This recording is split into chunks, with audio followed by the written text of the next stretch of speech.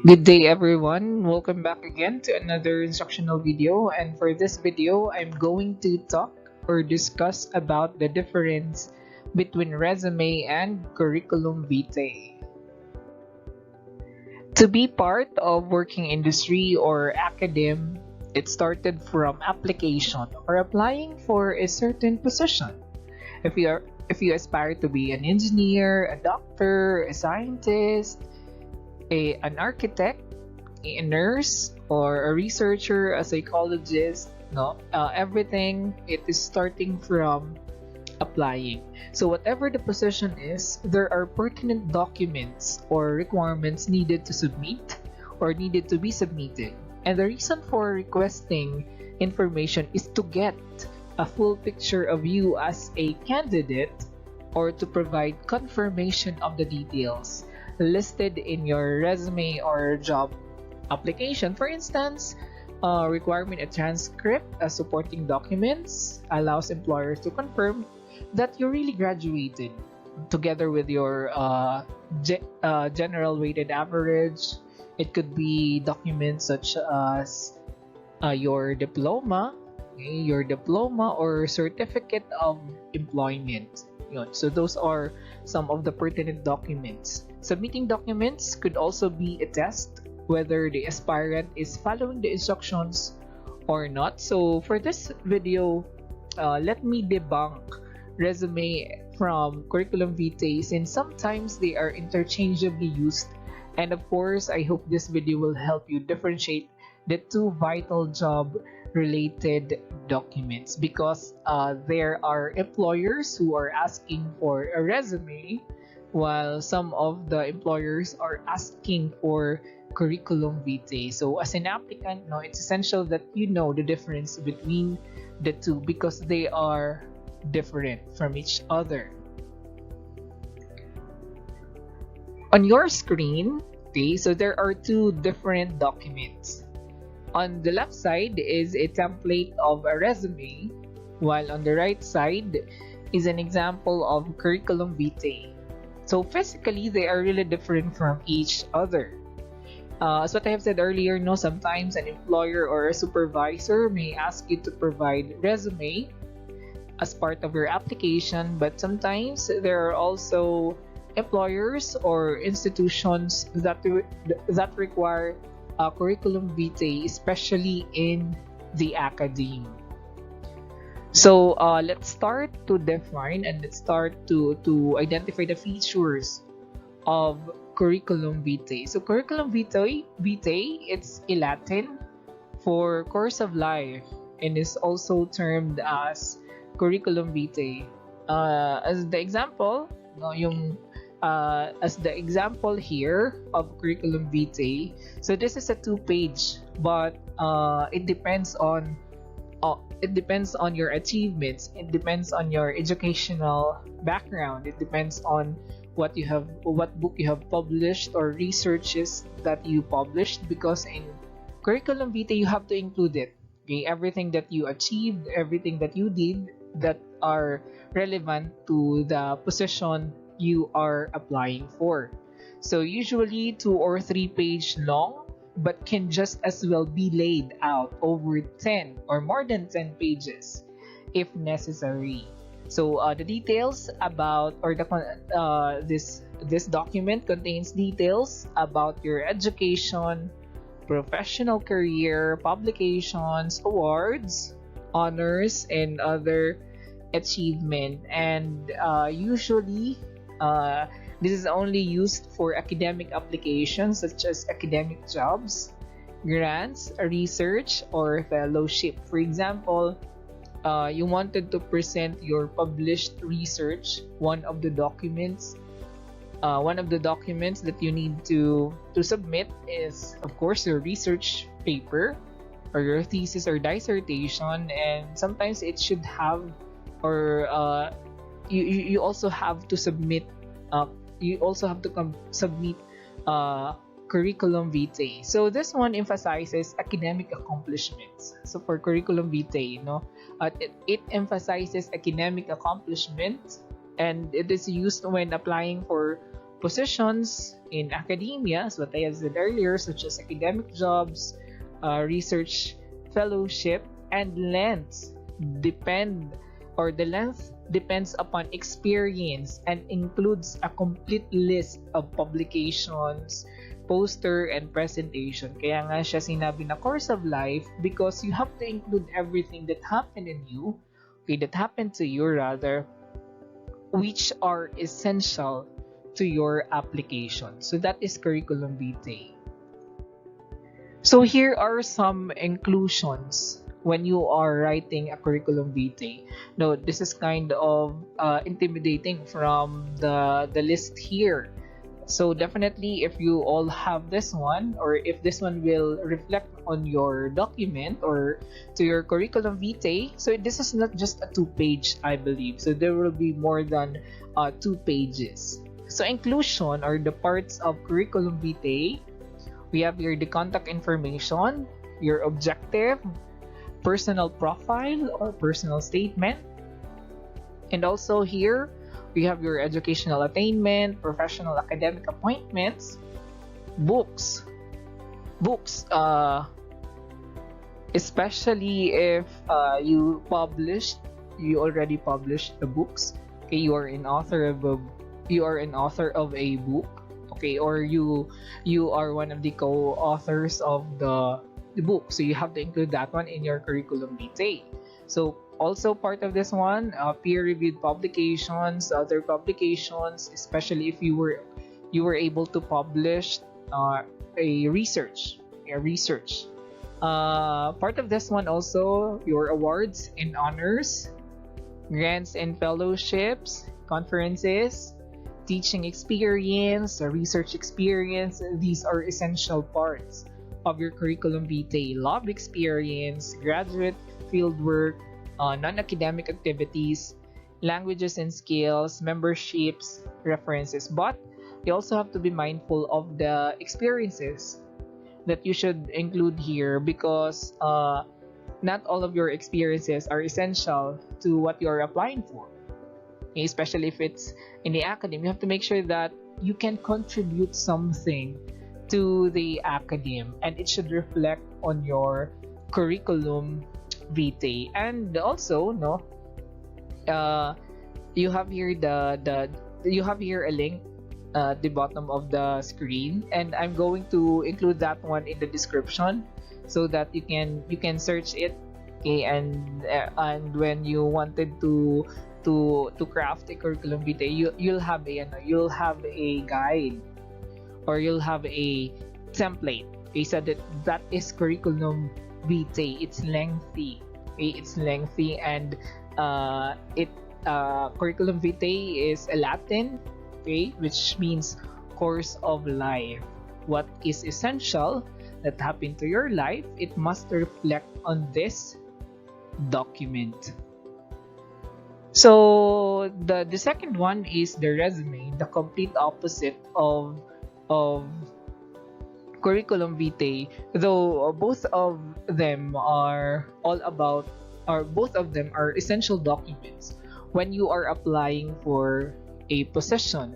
So if curriculum vitae is a course of life, this one naman is a French for summary. Okay, so this is more of the emphasis of your skills. This is short, a concise document used for job applications.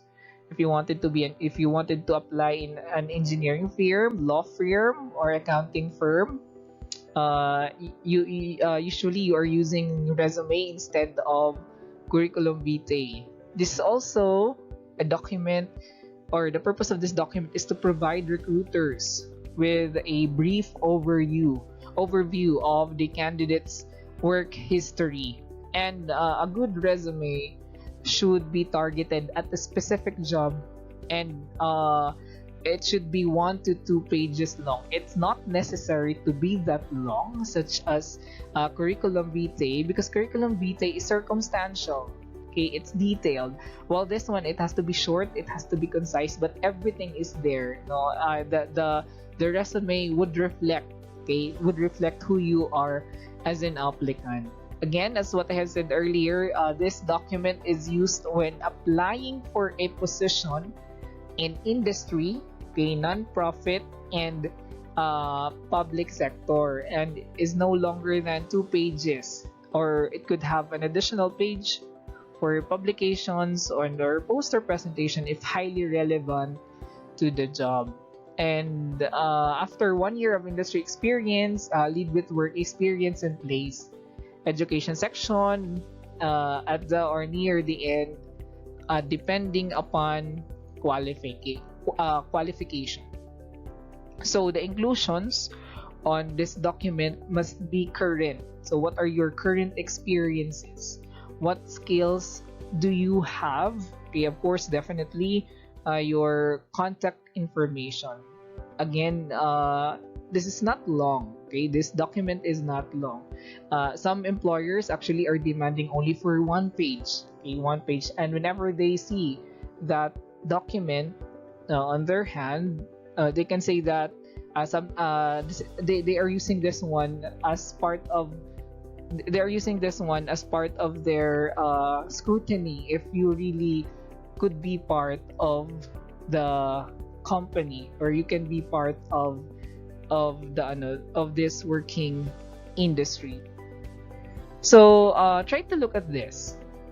It's really essential that your resume must be physically neat or clean, since it may reflect to your personality. As what I have said earlier. And sometimes when an employer is impressed to your submitted documents, you have the chance to be considered as a top candidate for the position.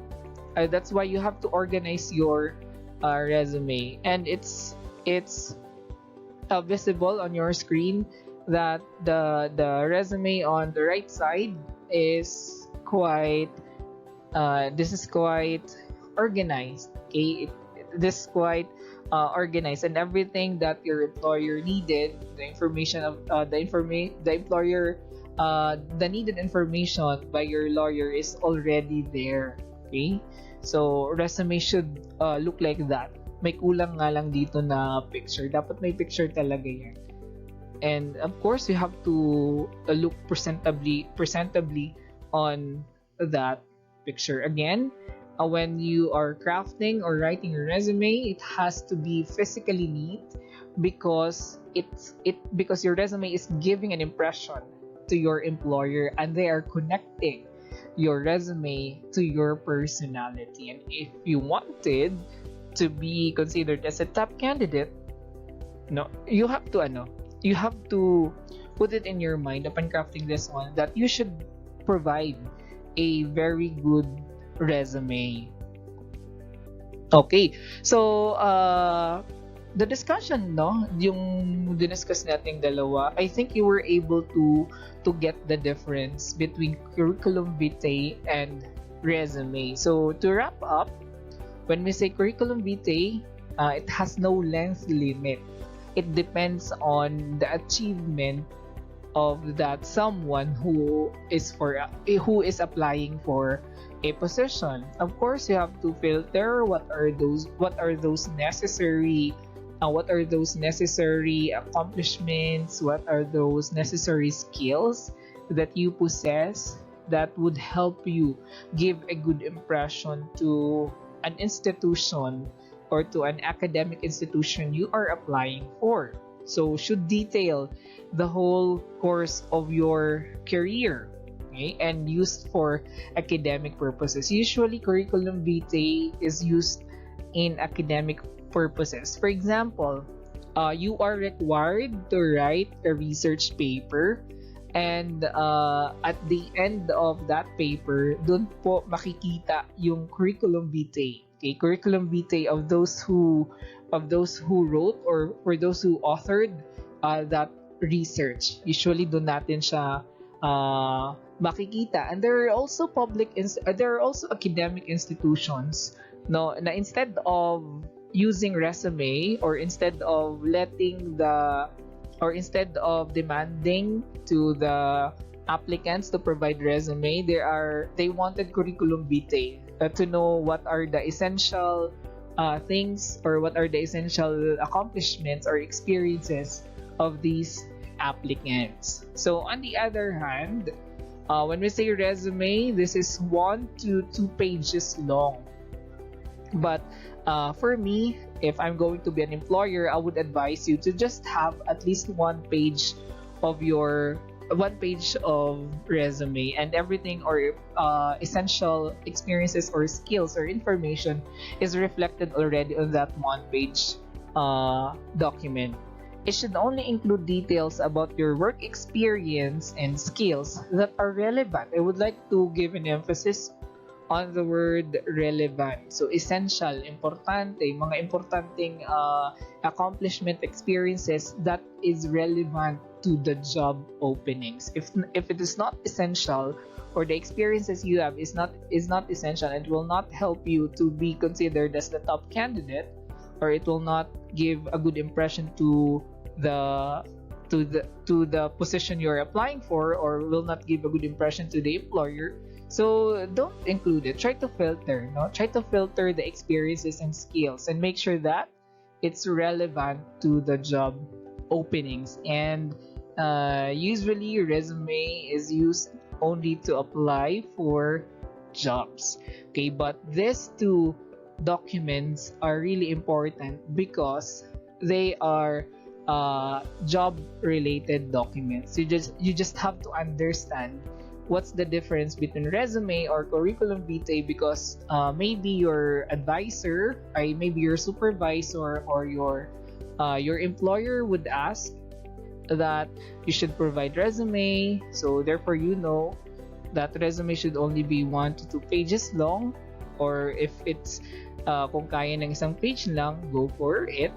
Or maybe the employer would ask for a curriculum vitae. At least you know what to include. You know what to include. You know what would be the parts or what would be the inclusions if curriculum vitae is demanded by the employer or demanded by the position you are applying for. Alright, so that's the difference between curriculum vitae and resume. Again, these are important documents or important job related documents, and it's also essential that you know the difference between these two documents. All right, so thank you for listening. I hope you learned something from this video. Thank you.